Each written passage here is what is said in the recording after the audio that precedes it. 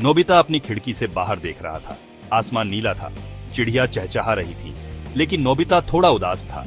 वो भविष्य के बारे में सोच रहा था। बड़ा होना उसे थोड़ा डराता था। वो क्या बनेगा, वो किसके साथ होगा। फिर नोबिता मुस्कुराया। वो जानता था कि वो किसके साथ रहना चाहता है। वो शिजुका के साथ रहना चाहता था।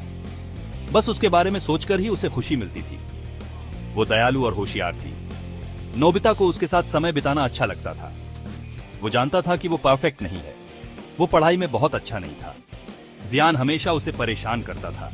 लेकिन शायद, बस शायद, शिजुका भी उसे थोड़ा पसंद करती हो। क्या वो इतना खुशकिस्मत हो सकता है कि किसी दिन उससे शादी कर ले? उसने अपनी आंखें बंद कर लीं और अपनी शादी के दिन की कल्पना की। सफेद ड्रेस में शिजुका बहुत सुंदर लग रही थी। वो नोबिता उसके बगल में खड़ा था, गर्व और खुश। वो जानता था कि उसे शिजुका को अपने दिल की बात बतानी होगी।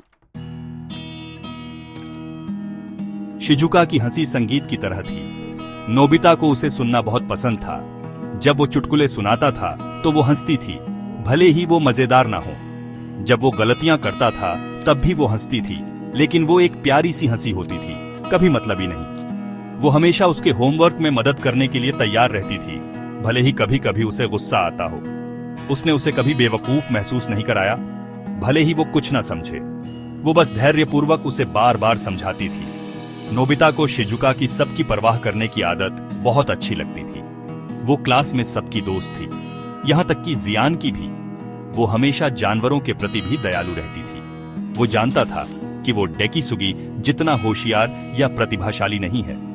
डेकिसुगी हमेशा पूरे नंबर लाता था और सबको प्रभावित करता था, लेकिन नोबिता को उम्मीद थी कि शिजुका उसमें भी कुछ खास देखती होगी।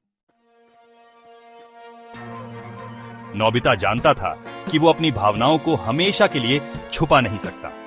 उसे शिजुका को बताना ही होगा कि वो कैसा महसूस करता है। लेकिन कैसे? वो ऐसे ही अचानक से नहीं बोल सकता था। उसे एक प्लान चाहिए था। शायद वो डोरेमोन से मदद मांग सकता है। डोरेमोन के पास हर चीज के लिए एक गैजेट होता है। शायद उसके पास कोई ऐसा गैजेट हो जिससे शिजुका उससे प्यार करने लगे। लेकिन ये सही नहीं लगा। वो चाहता था कि शिजुका उसे उसके लिए प्यार करे, किसी गैजेट की वजह से नहीं, उसे ये खुद करना होगा। वो शिजुका को बताएगा कि वो उसे कितना पसंद करता है, सीधे और ईमानदारी से। वो उसे बताएगा कि वो हमेशा उसके साथ रहना चाहता है। उसे बस इतना साहसी बनना था कि वो ये कह सके।